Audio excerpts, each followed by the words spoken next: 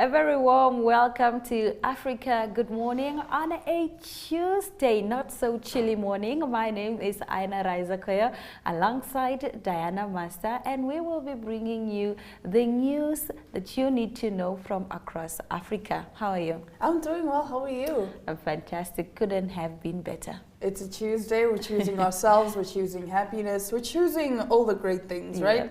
Yeah. And we do hope that you are too. Now let's get into what you can expect in today's broadcast. Serengeti voted world's third best nature-based destination. South Africa opposition plan anti-ANC pact, and Dutch King Willem-Alexander apologizes for colonial-era slavery. We're also going to be crossing over to Zambia, and we speak to Mike Sichila as he updates us on all the news making headlines that side. Stick around, we'll be back with our top stories right after this break.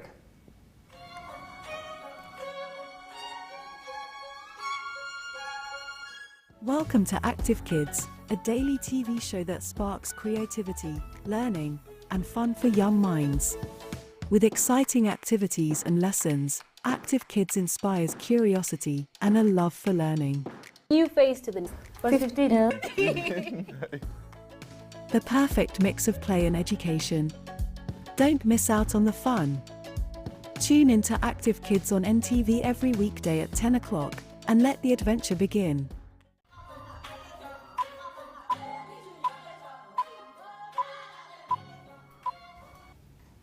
In our top stories this morning, Serengeti voted world's third best nature-based destination.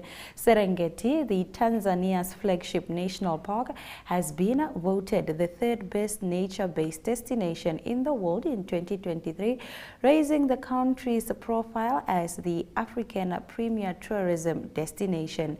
Nature and the outdoor enthusiasts through the trip advisor have voted Serengeti in Tanzania alongside with Mauritius and Kathmandu in Nepal as the first and second winners respectively. Serengeti has been voted by travelers and outdoor enthusiasts as the third top nature-based destination in the world for 2023, declared TripAdvisor, the world's largest travel platform, serving 400 million tourists per month and organizers of the annual Traveler's Choice Award. Now, TripAdvisor wrote, the Maasai call the plain of Serengeti National Park is the place where the land moves on forever, and here you can witness the famous Serengeti annual migration, the largest and longest overland migration on earth. South Africa opposition plan anti-ANC pact. South Africa's main opposition Democratic Alliance, along with 6 other parties, have announced that they will hold talks to outline a pact that they hope will unseat the ANC from government at next year's elections. The group does not include the country's third largest political force, the Economic Freedom Fighters, which is to the left of the ANC. The ANC, the party that has led the struggle against apartheid, has seen a gradual slide in its support in recent years. At the last municipal elections in 2021, the most recent nationwide vote, it recorded a total vote share of less than 50%. The 7 opposition parties, hoping to agree on a pact, have said in a joint statement that the incumbent governing party is set to lose its majority when voters go to the polls next year. With this in mind, they want to present a united front that is stable, viable and effective, and plan to meet for 2 days next month to hammer out a deal. But without the participation of the EFF, which secured a 10% share in the 2019 general election, winning more than half the votes next year may be a tall order. In our next story, Dutch King Willem-Alexander apologizes for colonial-era slavery. The monarch of the Netherlands asked for forgiveness for his nation's colonial past, saying he felt a moral duty to act. Dutch King Willem-Alexander has formally apologized for Netherlands' involvement in slavery, saying he felt personally and intensely affected. The king was speaking at a ceremony on Saturday marking the 160th anniversary of the legal abolition of slavery in the Netherlands, including its former colonies in the Caribbean. On this day, we remember the Dutch history of slavery. I ask forgiveness for this crime against humanity. He said racism in Dutch society remains a problem and not everyone would support his apology. The slave trade brought vast riches to his ancestors. Moving right along, energy sector carbon emissions hit record in 2022, according to a study. Global energy sector carbon dioxide emissions hit a record peak last year, counter to Paris commitments, a key study warned and highlighted the worst ever impacts of climate change. UK-based global industry body, the Energy Institute, laid out the main findings of a statistical review of world energy conducted with consultancies Kini and KPMG. Carbon dioxide emissions from energy use, industrial processes, flaring and methane continue to rise to a new high, growing 0.8% in 2022, read the study.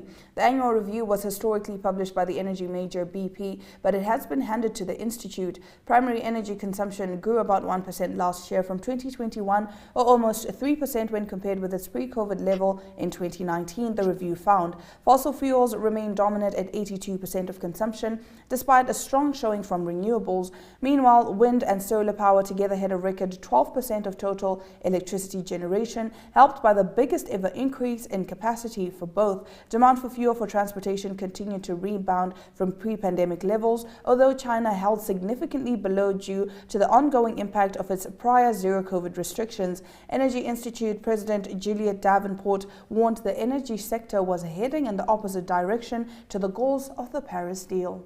Now, in our final story, Kenya High Court puts a hold on President Ruto's finance bill. The High Court of Kenya has stopped the implementation of the Finance Bill 2023 pending the hearing and determination of a lawsuit that was brought by Busia County Senator Okia Omtata, writes Fidel Kazito for Capital FM. President William Ruto signed into law the finance bill that was approved by the National Assembly to raise additional funds through new taxes. The controversial bill was passed during a stormy session, largely boycotted by the opposition. Following the bill's passage, the president confirmed that it would enable his administration to deliver on their manifesto pledge to Kenyans and cut on a huge dependence on external debt. That brings us to the end of our top stories, but stick around, we cross over to Zambia right after the break, and Mike Stichula updates us on all the news making headlines that side.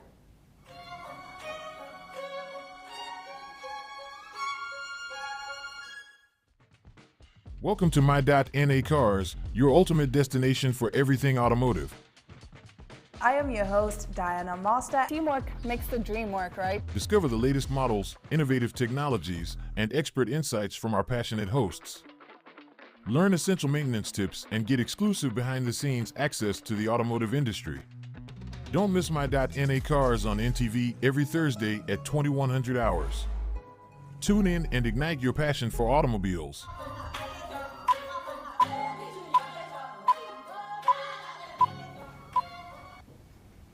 Now, President Hakainde Hichilema is today expected in Luanda for official duties, where he will join his counterparts from the DRC and Angola. Here to give us the story and more is Mike Sichula. Good morning, Mr. Sichula. Please take it away.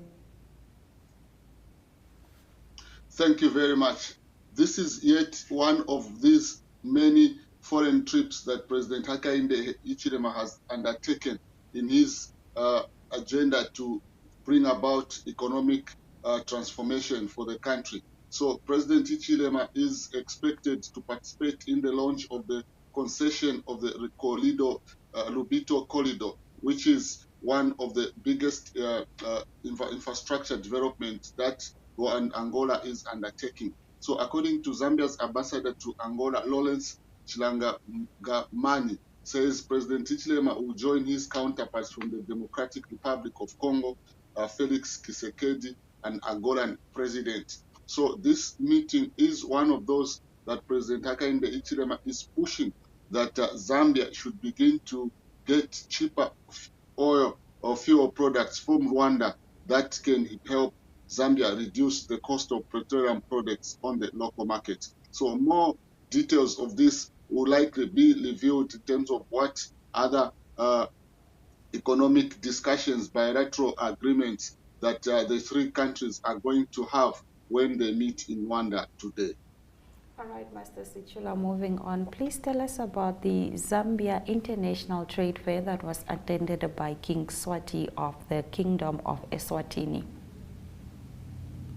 Well, this is one of the longest trade fairs in the country, the 57th in Zambia's International Trade Fair, which is normally held on the Copper Belt province in Ndola. So King Mswati was a guest of honor at this year's event, and the King Mswati visited a number of projects in Zambia, such as he toured the Lusaka South Multi-Facility Economic Zone in order to appreciate Zambia's strides in growing the manufacturing sector. And King Mswati was pleased with what he saw at the Zambia Economic Facility Zone. Then he also toured some stands in the trade fair, and he was also pleased with what he saw, that Zambians now are able to manufacture local products which are now penetrating the Southern African region. And his visit is one of those that is likely to open market for Zambian products in Eswatini. So a number of strides have been achieved by a number of companies that King Mswati visited whilst he attended the trade fair.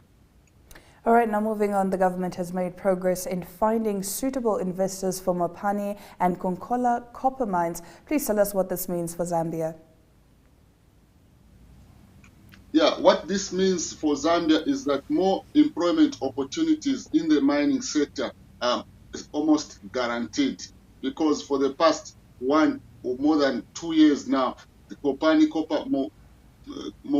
and Konkola copper mines have not been operating at full throttle, which has contributed to uncertainty amongst miners on the Copper Belt province. So Dr. Mustumbeko Msokotwane, the finance minister, says government has made almost concluding finding suitable investors for the two mines. So Dr. Msokotwane says the partners for Mopani and KCM will be selected in the next 3 weeks, after which negotiations will commence on how to proceed with the mines. He says government is taking caution to ensure that only credible investors with a track record are given an opportunity to run the two mines. So something that has taken more than 1.5 years by the new administration to find suitable investors for the two mines is likely to be achieved in the next 3 weeks. All right, Master Sichula, finally we move over to sports. Now we understand that the FIFA Women's World Cup Zambian squad has been named. Tell us about this. Yes, the squad has been officially named. Zambian, the Copper Queens are now in Europe, based in Germany, where they have been playing friendlies. They've played their first friendly against Ireland and lost that match. Then they played against Switzerland. That match ended 3-3 at the end of 90 minutes. So the squad that has been named is headlined by skipper Babla Banda, who is expected to captain the squad, and also Madrid FC duo of Rachel Kundananji and African bronze winning captain Grace Chanda. So this squad has now been selected and sealed, and all the players that a number of people were expecting to be in the team have made the cut, while some who were not expected to be dropped have been dropped for obvious reasons, in terms of maybe there was too much competition and there was just a lot of players that the coach could select from. So Zambia will now play Germany on the 7th of July in their last friendly in Europe before heading to the World Cup in Australia and New Zealand. Well, we are wishing them the best of luck. Thank you so much, Mr. Sichula, for updating us on all the news making headlines that side. Thank you so much. Do have a blessed week. Thank you. Now let's take a look at the weather predictions for Southern Africa before we return with our economic news.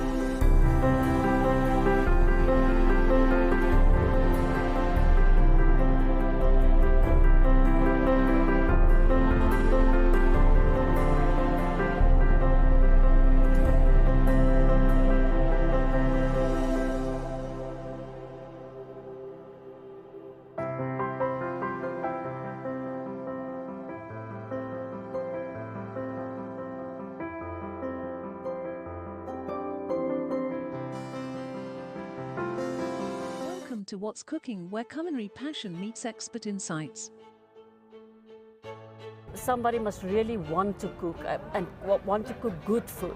Immerse yourself in the bustling world of professional kitchens as top chefs create mouth-watering dishes. Join us for in-depth interviews as our host explores the experiences and expertise of our guest chefs. Don't miss out.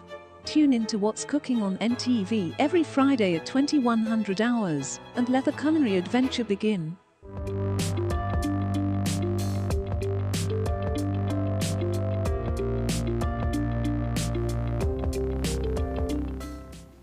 Here are the economic news proudly brought to you by Bank Windhoek. Apple makes history as first 3 trillion company amid tech stock surge. Apple becomes the first company in the world to reach a market value of 3 trillion, buoyed by hopes over its expansion in new markets coupled with expectations of a more moderate approach to interest rate hikes by Federal Reserve. The iPhone maker's advance was among the most eye-catching in a month marked by investor interest in the potential of artificial intelligence, with share buyers also particularly favoring companies with a strong balance sheet and cash flows. Apple's most recent quarterly report in May, showing its revenue and profits beats analyst expectations, and its track record of stock buybacks reinforced its reputation as a safe investment during global economic uncertainty. Now moving over, UK judge declines to throw out Mozambique's $2 billion tuna bond lawsuit. A British judge on Monday declined to throw out a blockbuster lawsuit by Mozambique against Credit Suisse and others who had argued that the African country had failed to fully disclose documents in the $2 billion tuna bonds case. In a judgment published on Monday, High Court Judge Robin Knowles said it was not just proportionate or necessary to strike the case out 3 months before a London trial, but he added the disclosure duties of all parties are continuing. The case dates back to 2013, and 3 deals between state-owned Mozambican companies and shipbuilder Privinvest, funded in part by loans and bonds from Credit Suisse and backed by undisclosed Mozambican government guarantees, ostensibly to develop the fishing industry and for maritime security. But hundreds of millions of dollars went missing, and when the state loan guarantees became public in 2016, donors such as the International Monetary Fund halted support and triggered a currency collapse and debt crisis. The judge first raised the prospect of a strikeout in March when he ordered Mozambique to ensure access to relevant documents held in key state offices such as the Office of the President and the State Information and Security Service. Now let's take a look at the economic indicators, again proudly brought to you by Bank Windhoek.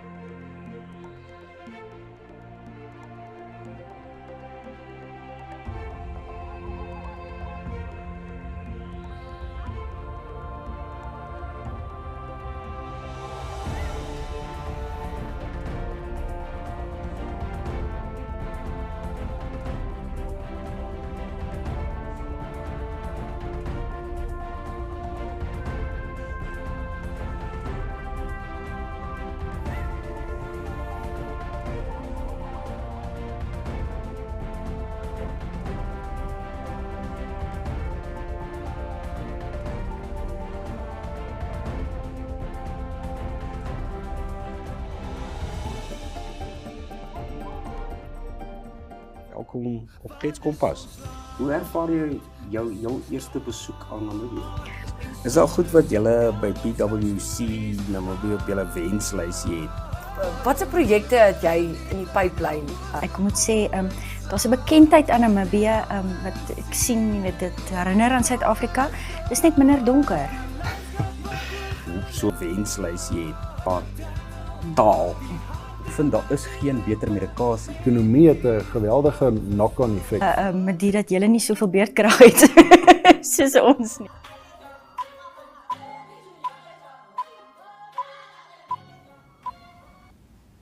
Now for your sports news. New Zealand pole vault coach banned for 10 years for misconduct. New Zealand's Olympic pole vault coach Jeremy McCall has been banned from athletics for 10 years after an investigation found he had committed serious misconduct, including harassment and inappropriate sexual remarks to athletes who were minors. McCall, who guided Eliza McCartney to a bronze medal at the 2016 Rio Olympics, was stood down by New Zealand Athletics last month, while an independent investigator assessed several complaints against him.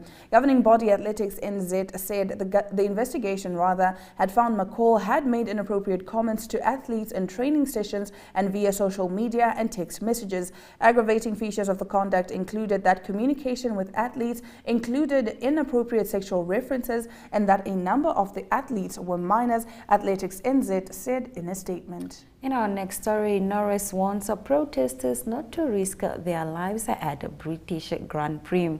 McLaren Formula One driver Lando Norris urged environmental activists on Monday not to put their lives in danger with the stupid and selfish protests during this weekend's British Grand Prix at Silverstone. 6 Just Stop Oil campaigners ran on the track after an opening lap crash at last year's race, and the same group has disrupted cricket, horse racing, rugby, and snooker in months.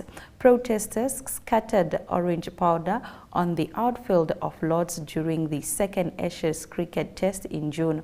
More than 140,000 spectators are expected on a race on Sunday at Silverstone.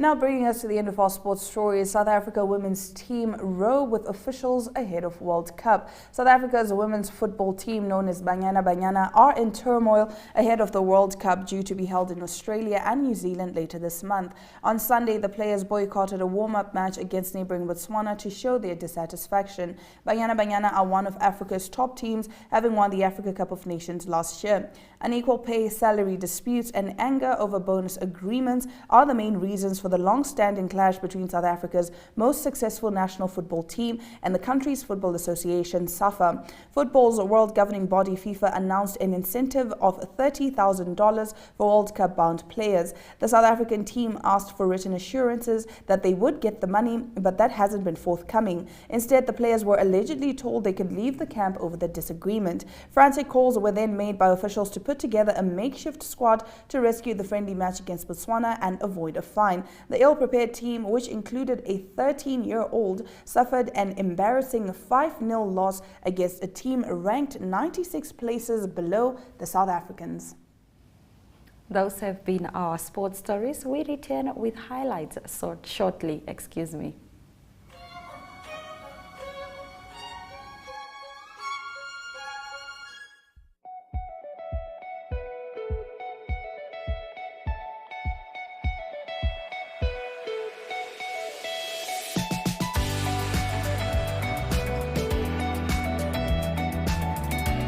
To another exciting episode of Iran World Talk. We bring jou latest die weer en vertel ook vir julle waar die vis julle mondstuk gaan byt.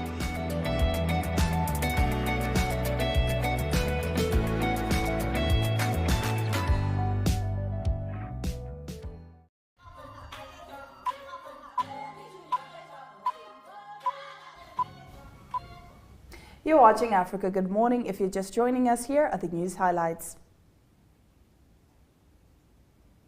Serengeti voted world's third best nature-based destination. South Africa opposition plan anti-ANC pact. Dutch King Willem-Alexander apologizes for colonial-era slavery. Apple makes history as first $3 trillion company amid tech stock surge. Those have been our stories. Thank you for watching Africa Good Morning today. We will be back tomorrow, same time, same place. Please be reminded that we welcome your remarks regarding our show. You can post them on our Twitter and Facebook pages. Now, Africa Good Morning screens on DSTV 285 and GoTV 25 in Namibia. On that note, it's all our love, all our light. Happy Tuesday.